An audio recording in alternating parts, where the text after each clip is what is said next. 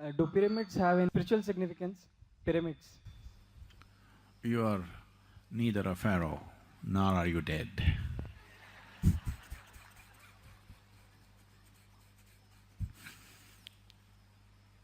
So, nobody is going to build a pyramid for you.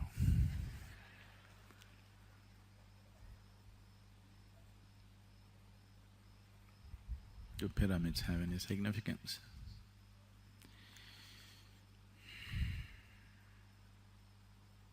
These Egyptians, over 4,500 to 5,000 years ago, they started building this.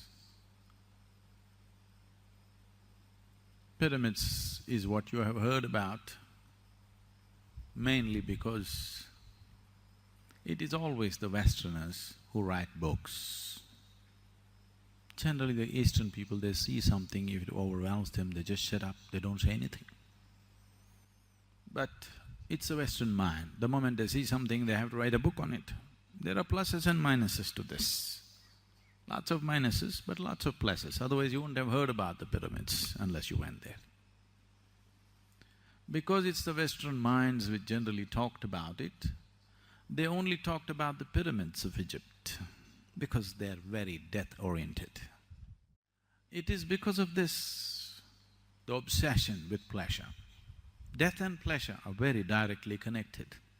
People always think life and pleasure are connected. No, death and pleasure are very directly connected. If you are very alive, if you become alive fully, I know the Eastern minds have also absorbed this in a horribly distorted way. But right now, if you told your friend or your relative, I'm going to the ashram for 3 days, they would become very kind towards you and ask, why, what went wrong? Something must be wrong with your life. You're going to the ashram to heal a wound, to solace yourself. Something must be really wrong with your life, or you must be too old for life. Otherwise, why would you go to an ashram? So this has crept into this culture also. Essentially, if you're alive only in parts, or if you're partially alive, to be partially alive is a terrible torture. Many of you have been through these science classes, I'm sure you opened up frogs and cockroaches, did you? They were nice, lively beings, but you opened them up because you wanted to find their heart and liver and kidney. Half alive. Being half alive is torture. Have you seen this? Always being half alive is torture. This is the torture that a large segment of humanity is going through right now because they're half alive. Only one part of them has become alive. Only their physicality and mentality has become alive. The rest of it is yet to become alive. Half-alive people will suffer everything. They will suffer ignorance, they will suffer education, they will suffer poverty, they will suffer affluence, they will suffer being alone, they will suffer being in a relationship. If they're not married, they suffer. If they're married,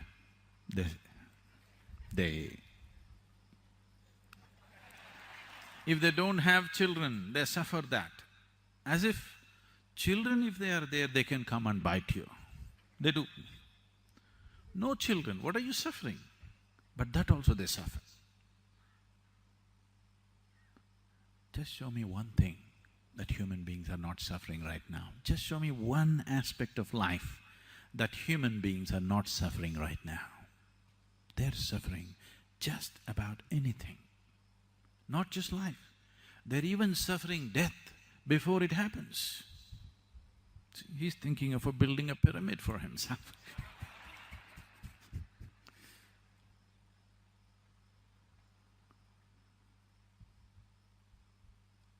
That which is and that which is not, everything they suffer. This is not. You are not suffering loneliness, you are not suffering company, you are not suffering money, you are not suffering poverty. What you're suffering is, you're half alive. You're desperately trying to make yourself fully alive through money, through drink, through sex, through going on a trek, coming to the ashram. In so many ways, you're somehow trying to make yourself fully alive, which is yet to happen fully. Here and there you feel a burst of aliveness, but again it ebbs down. So, when people are constantly half alive, pleasure becomes an important part of your life, very important part of your life. Without it, you cannot exist. Pleasure becomes paramount in your life when you're only half alive, when physicality is all that you know. Pleasure becomes of immense importance in your life. If you become fully alive, you will become so blissful, joyful, ecstatic without reason, bursts of ecstasy within you without any reason. It's almost embarrassing. Now, the thought of pleasure just evaporates. Looking for a drink, looking for some kind of pleasurable thing just evaporates out of your mind because you're fully alive. When you're fully alive, pleasure disappears. When you're half dead, pleasure is an important thing. When half of you is buried in the grave, to have pleasure becomes extremely important. Graves have their own problems, you know. Some time ago I told you, there is no problem in the grave. But graves have their own problems because after I went into these pyramids and saw, just recently, you know, I went into these Egyptian pyramids and saw graves have their own heavy problems. Mrs. Peabody, okay with the name? Mrs. Peabody was a hypochondriac, all the time worried about that something, some ailment is catching up with her. So she bothered her physician so badly, all the time, every day she comes up with a new complaint. And the doctor knew she's making it up all the time because there is no other way. If nobody pays attention, if nobody touches you and sees every day, you think you're going to die. So the doctor just started giving her aspirin under different names. You know, there are many companies. Every day a new prescription, same aspirin, new prescription. And she would feel better, tomorrow she comes up with a new problem. One day she came and said, I have chest pain. Doctor gave her aspirin. That evening she died. This was real. The doctor felt very bad. He just assumed that she is still making it up. 3 days later, the doctor died. Not because of this, he just died. Everybody dies, you know. A day this way or that way. And it so happened, they found him a plot, a grave plot, right next to Mrs. Peabody's. And he was buried. And there he heard a knock on his coffin. He said, who's that? I said, why, doctor? It is me, Mrs. Peabody. Do you have something for worms?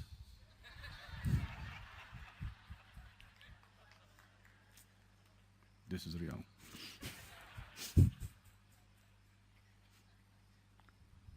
So, just to dodge the worms, the trouble that the Egyptians took is unbelievable.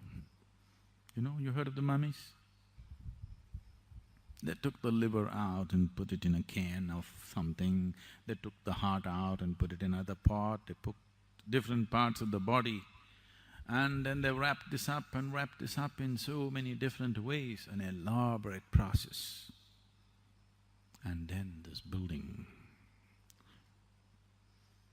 there are over 3 million stones, each one of them weighing over 20 to 25 tons in one of the largest pyramids that are there. And it's a fabulous engineering feat, no question about it. Fabulous, fabulous engineering feat. We have to marvel at their engineering skills. But about their knowledge about afterlife,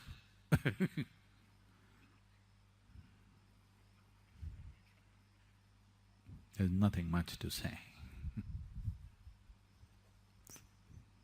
But the most important thing in Egypt is not the pyramids, it is the fabulous temples that they built. They built some of the most magnificent temples on this planet, the largest and the most magnificent. You won't see anything like that in India. Most of them were built for sun god and certain goddesses. The sun god in Egypt is referred to as Ra. What do you call sun?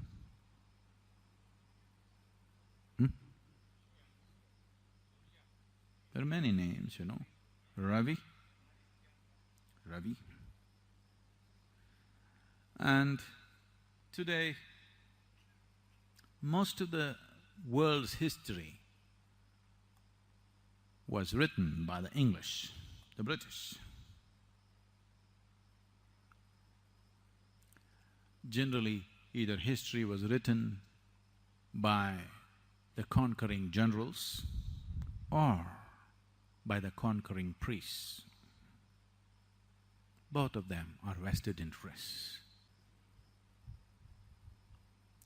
There's a whole parallel line of history written by the French. French historians wrote history which is barely read in the world. All our textbooks, the Indian textbooks, are 100% by the British authors.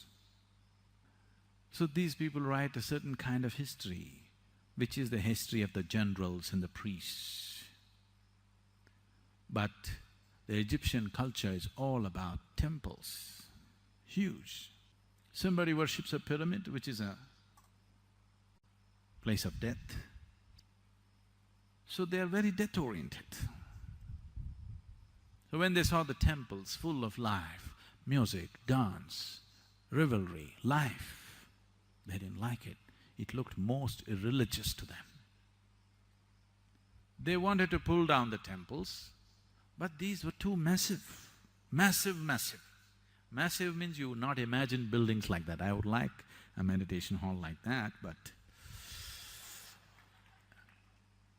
the Egyptian temples are truly massive, truly massive. The Karnak temple, which is one of the well-preserved lot, which is over 4,600 years old, is something like, I may not be exact on this, I would say it is something like 20 times the Rameshwaram temple that we have, which is one of the largest temples we have. That's how large it is. And in terms of its height, it is running into,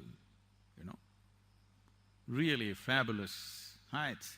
Above all, what kind of devotion must have driven these people 4 millenniums ago to handle rocks like this? Some of these pylons which they have made, which have made them stand up, which have been transported hundreds of kilometers down the river Nile and erected, They are stones which weigh over 400 to 500 tons, running to 27 meters tall. What kind of devotion must have driven these people to do this kind of work?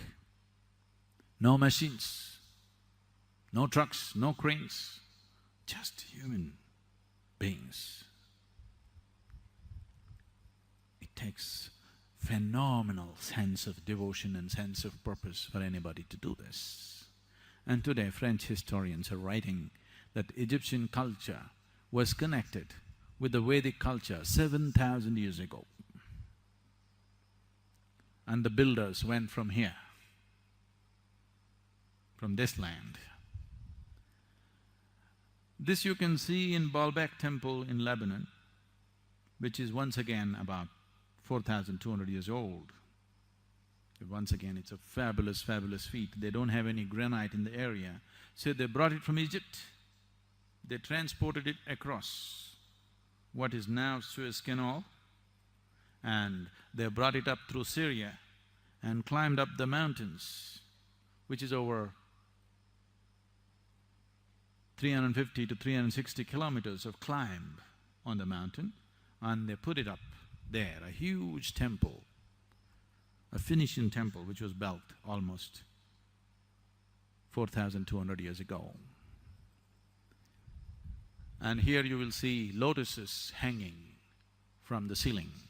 A lotus in Lebanon, there is no such possibility because these are Indian sculptors. So there is history in Lebanon which clearly says Indian elephants, Indian labor and Indian sculptors came and worked here. And most amazing thing for me was, I saw a 16-pointed stone. Even today when we do the Guru Puja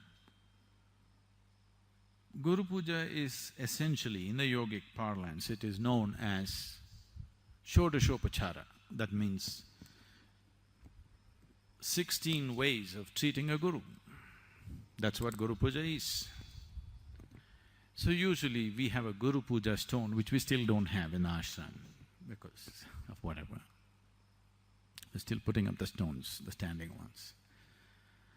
This 16-pointed Guru Puja stone, which is prepared traditionally in a certain way, is essentially from the yogic culture.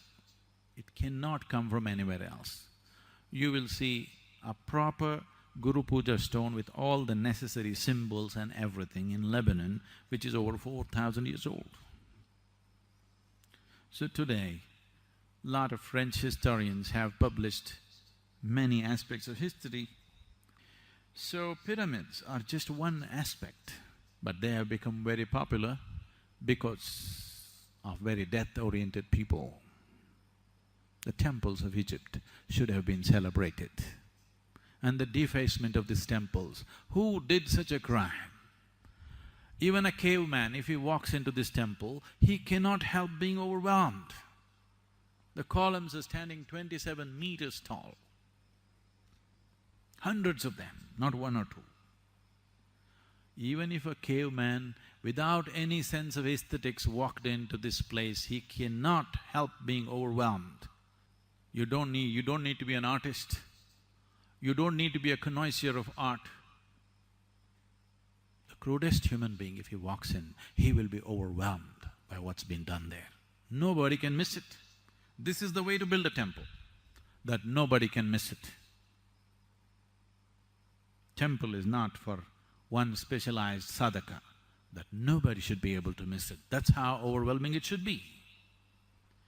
And the structure and the ambience of that is as important as the energy of that place, because otherwise people will miss it.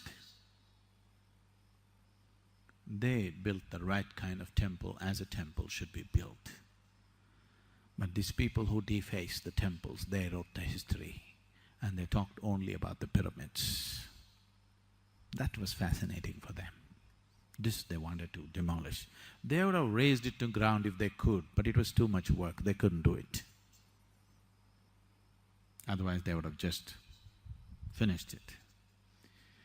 So pyramids are just one foolish effort towards immortality. We have no such problems in India. We have no longing for immortality. Our whole effort is to end it. Our whole effort is to end the cycle of birth and death. Mukti is the attitude, nirvana is the attitude, moksha is the attitude. That's the goal. Immortality is not the goal. So, I have fabulous things to say about Egyptian engineering, but nothing to say about Egyptian knowledge of the beyond. There is nothing much. There is some occult. They created certain things which are beautiful, no question.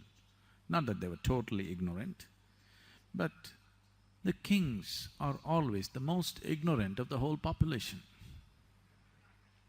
Always. They are the most egoistic, the crudest, most ruthless. They will become the kings. The gentle, beautiful ones never become kings. Rare is such a human being. Rare is such a culture that once in a way they saw a gentle, beautiful, enlightened king. Otherwise they were always the crudest, grossest, cruelest and the most ruthless who became the kings. So, the pyramids were not built for every Egyptian.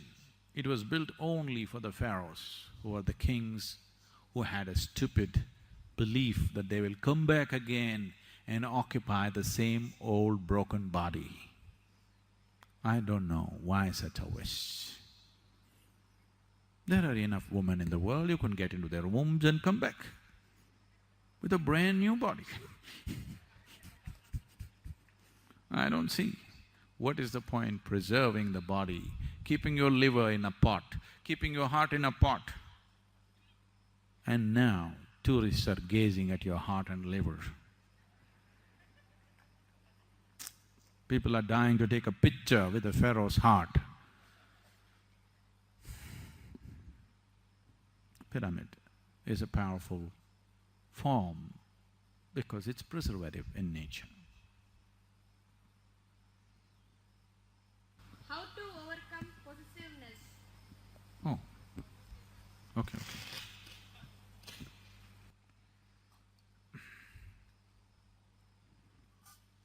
Don't try to overcome possessiveness. Just possess something absolutely and see. Once you know the pain of being possessed, trying to possess something, once you know the pain of that, the pain will heal you of possessiveness.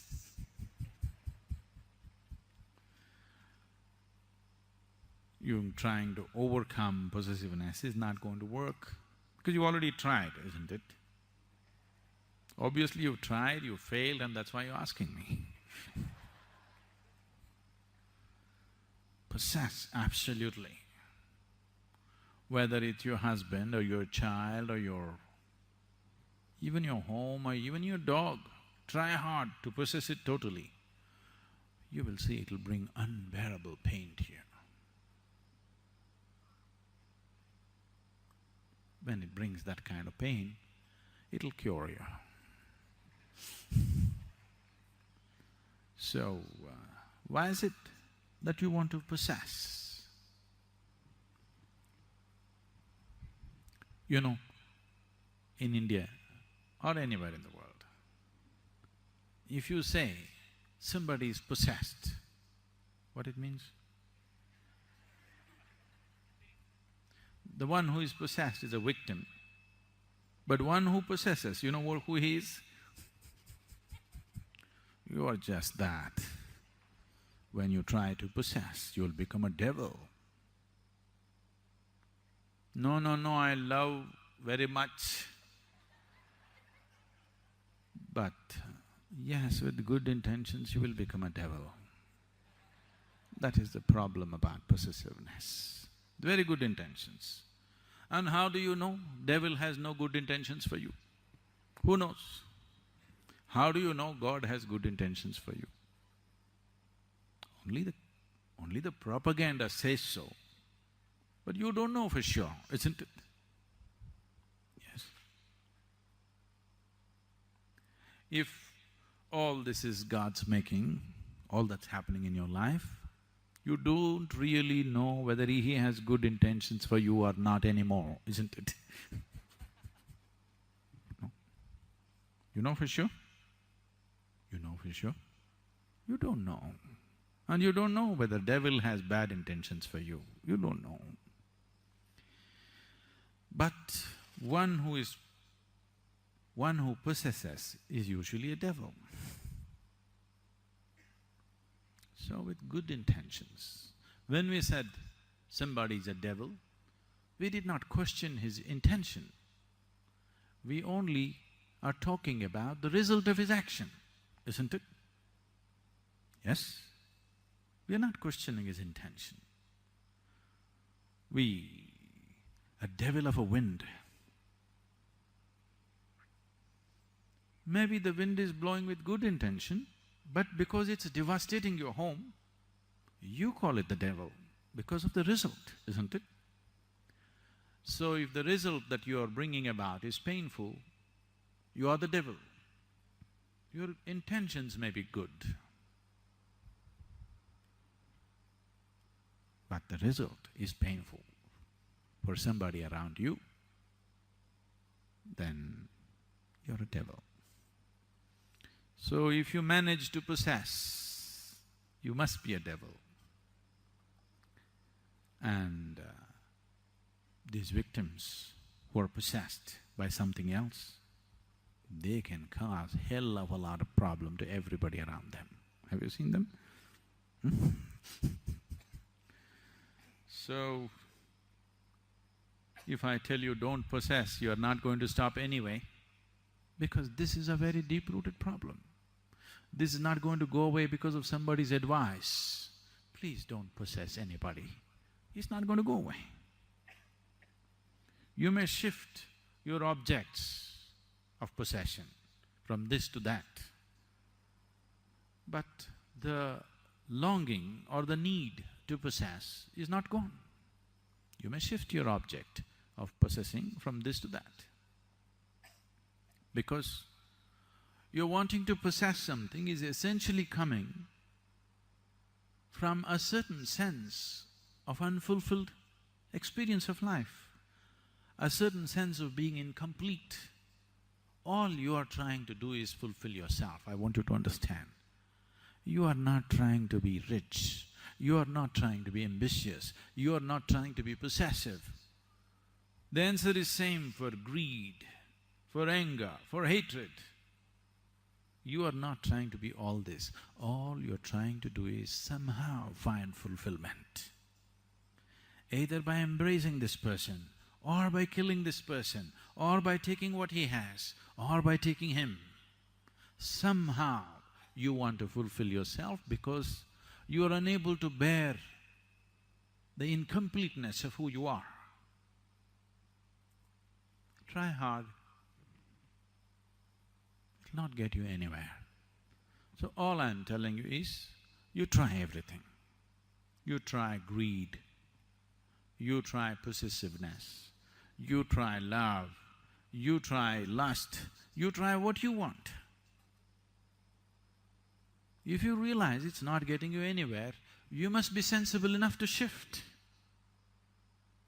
If something is not working and you're going on doing the same thing, then you're an idiot beyond redemption, isn't it? Don't listen to my advice. Try something. If it works, go on that path. If it doesn't work, leave the nonsense and try something else, isn't it? And you will see, none of these things will work. All of them will create a sense of as if it's going to work, but they'll deceive you later. Try hard and see. Don't try in a lukewarm way. Try absolutely. If you try absolutely, within 24 hours you will know. If you try off and on in lukewarm ways, it'll take a lifetime to know. Then if there are 24 qualities, You need 24 lifetimes to realize this doesn't work, this doesn't work, this doesn't work, this doesn't work. If you try really hard, within 24 hours you will know it doesn't work. Whatever it is, your problem, go all the way into it. You'll see, within 24 hours, this is no good, it will never work. It'll be 100% clear to you. Once it's clear to you, I trust your intelligence. The only thing that I trust is intelligence, because life is intelligence. The tree is blossoming, it is a certain intelligence. The very earth that you walk upon is intelligent, the air that you breathe is intelligent. One way of looking at life is just an explosion of intelligence. What you call as creation and what you refer to as the creator is the ultimate intelligence, isn't it? That's the only thing you can trust right now. And that'll function only if you go all the way. If you go like this, it'll give you a false sense of comfort and solace. You can carry on with these stupid things for a whole lifetime. You know it doesn't work, but it's not intense enough. So give yourself absolutely to whatever nonsense you're doing. Very soon, within a day, you will know it doesn't work. It doesn't work. If you realize it doesn't work, I believe you will shift. Am I wrong? Can I believe that you will shift? Something doesn't work and you're sure it doesn't work, you will shift. Fulfillment, completeness is not going to happen by getting this or getting that.